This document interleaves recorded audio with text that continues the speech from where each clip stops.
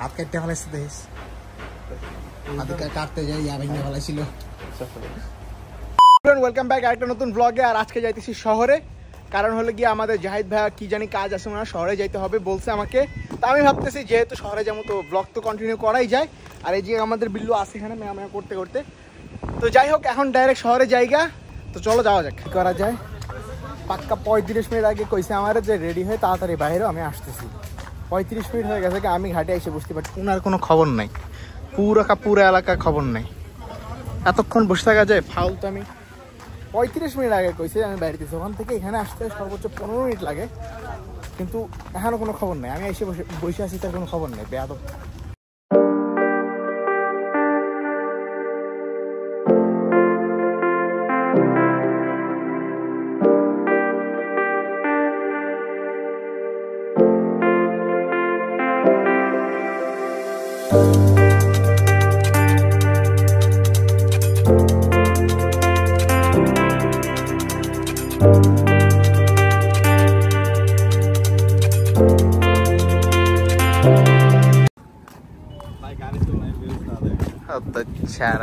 কিসে আইসস?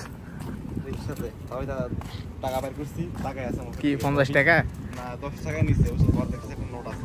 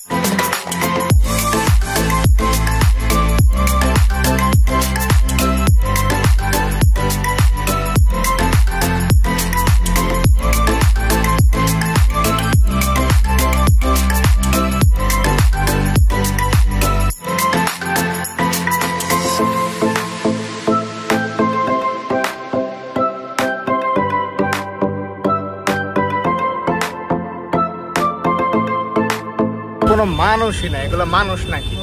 এগুলো সব ভূতের বাচ্চা। ভাই তুইও লামাই দাও।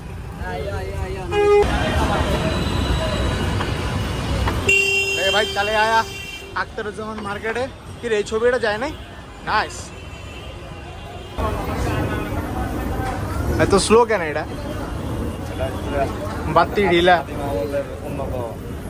ঢিলা এটা। বদ্দা মোবাইল কিনবো, মোবাইল কেনার লেগে আইছে। বহুত দিন পরে আরেকজনের মোবাইল কিনতে লই আইছি। এর আগে সাদিককে লই আইছিলাম একবার, এরপরে জাহিদদের লই আইতেছি। মাঝখানে আমারটা কিনছি। দেখে দে তোর ফোন আগে আমি দেখা লই। একটা ফোনের লাগে তো 6 মাস ধরে ঘুরতেছে বেচারা। আমি নিউ 9টা খুঁজছি।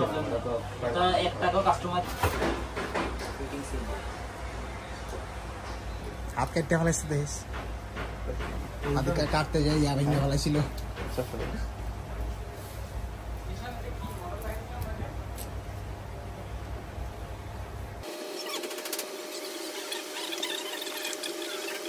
হাত কাটতেছে কেন রে? বন্ধু আমার জীবনের প্রথম ফোন নিতেছে, তো হাত পা পুরা কাঁপতেছিল। যাই হোক ফোনের কোন দিক দিয়ে খুলবো, কেমনে খুলবো কিছুই বুঝতেছিল না। অনেক বেশি নার্ভাস ছিল, তো চেহারা দেখে বোঝা যাইতেছে। তো যাই হোক এটা অনেক দিন অপেক্ষা করছে। ক্লাস 8 এ প্লাস পাইছে, ক্লাস 10 এ প্লাস পাইছে, বাট বলায় ফোন লয় নাই। ফাইনালি এটা ফোনটা লইলো এইচএসসি পরীক্ষার পরে। যদিও রেজাল্ট দেয় নাই, কিন্তু আশা করা যায় এ প্লাস তো পেয়েই যাবো। পোলা তো বেশি ব্রিলিয়ান্ট। কোন জায়গার ভাই? 40 বছর পর মোবাইল লইতেছে, এই জীবনের প্রথম মোবাইল বলে তার। কিন্তু মোবাইলটা সুন্দর আছে সেই। চলাই হাট। আখতারুজ্জামান মার্কেটের কাজ শেষ, আমরা ফোন নিয়ে চলে এসেছি। এখন যাব হলে আমরা সামনের দিকে। আমরা একটু ঘোরাঘুরি করতাম, যার কারণে চলে গেছি জিসিতে। আর জিসিতে যাই আমি কিছু জিনিস খুঁজছিলাম, বাট ওই জিনিসগুলো পাই না আনফরচুনেটলি, যার কারণে আর কিছু করার ছিল না। চলাফেরা করলে একটু রিস্ক না নিলে কেমনে চলে ভাই? সামনে যান, মানে পুরো পিনিক রাস্তা পার হওয়াটা একটা পিনিক আর্ট ভাইয়া। সামনে সামনে বাস পার হয়ে গেছি। চাইছে নি এখানে কত পিছনে লিয়ান টাকা কইরে দেখা যাইতেছে না তো এখানে ভাই। রাস্তাটার অবস্থা ভালো না, রাস্তাটা ঠিক হলে তাও একটু ভালো করে জুম করা যেত। ওই দেখা যায় না বাড়তে ভাই, আজকে তো জ্যাম কিল লাগা বুঝলাম না। এটা কি আর গাড়ি? Police police police. তো আমরা জিএসি থেকে রিক্সা একটা নিয়ে পারে ভাবলাম যে যাই কাজের দেরি থেকে একটু ঘুরে আসি, বেলপুরি টেলপুরি খেয়ে আসি। কিছু তো করার নাই, বিকালবেলা ঘুরতে পেরেছি যেহেতু, ঘুরি, ফোন তো কেনার শেষ, এবার একটু ঘোরাঘুরি তো করতেই হবে। তো যাই হোক, আমরা রিক্সা একটা নিয়ে সামনে দিকে গেলাম। আজকে আকাশটা সেই ছিল যার কারণে একবারে সেই লাগতেছিল, বাট রাত হয়ে যেতে ভাই যে মারাত্মক জিনিসটা হইছে, মানে দেখতে থাকো, সামনে তো দেখতেই পারবা কি ছিল। কাজের দেরি যেহেতু আসছি, তো স্টেডিয়ামের প্র্যাকটিস গ্রাউন্ডটা একটু ঘুরে গেলাম আর কি। বহুত পোলাপাইন ছিল, পোলাপাইন শহরের পোলাপাইনগুলো আসলে বাসা থাকতে থাকতে অবস্থা খারাপ হয়ে যায়, এগুলো চেহারা দেখলে বোঝা যায়।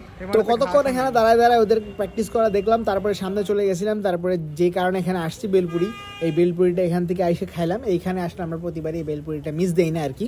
এই বেলপুরিটার টকটাই এখানকার জন্য ভালো, মানে চট্টগ্রামের মধ্যে সেরা বেলপুরি মনে হয় এখানেই পাওয়া যায়। তো যাই হোক, এখন এখান থেকে বেলপুরি টেলপুরি খাইয়া তারপরে সামনের দিকে চলে যাবো।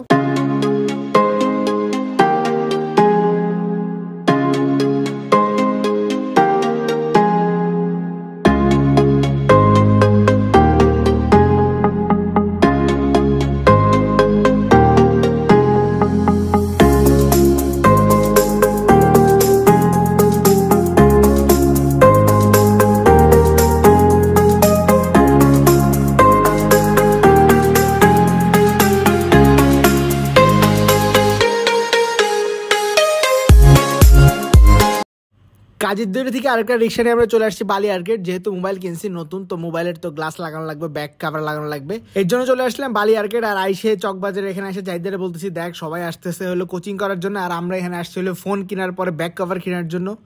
এই তো আমাদের বালি আর্কেড, চট্টগ্রামের মনে হয় সবচেয়ে টপ মার্কেট এখন। আমি তো অবশ্য নিউ মার্কেটের যাত্রী, আমি এদিকে খুব একটা আসি। অনেক খোঁজাখুঁজি করার পরে অবশ্য একটা লাগাইছিলাম, প্রোটেক্টর লাগাইছিলাম, কিন্তু ব্যাক কভার পাইনি, কারণ নতুন ফোন তো মার্কেটে আসছে, এখনও জিনিসপত্র খুব একটা অ্যাভেলেবেল হয় নাই। পরে কতক্ষণ ঘোরাঘুরি কইরা আমরা উপর থেকে নিচে চলে আসছিলাম, কারণ অনেক বেশি খিদা লাগছিল। মোবাইল কেনার ট্রিট হরে বাজি, মোবাইল বা খাওয়া কথা ফুটতেছে, দেখ তো জার্সির লাগে তোর মোবাইলটা ফুটতেছে।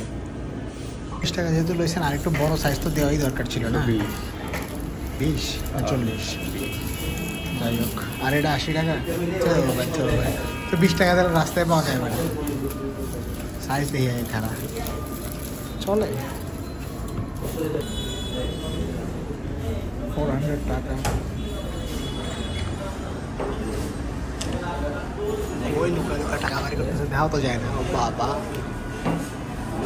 নাস্তা খাওয়া শেষ করতে করতে যেহেতু মাগরিব রক্ত হয়ে গেছিলো, এর জন্য আমি নামাজ পড়তে আবার বালি আর্কেডে গেছিলাম। বালি আর্কেডে যাওয়া দেখি যে ভিড়, ভাইরে ভাই, একটা লিফটের মধ্যে মানে 30 জন উঠছে, মাইন্ডসেট ঠেলায় দাঁড়ানো যাইতেছে না, এত মানুষ।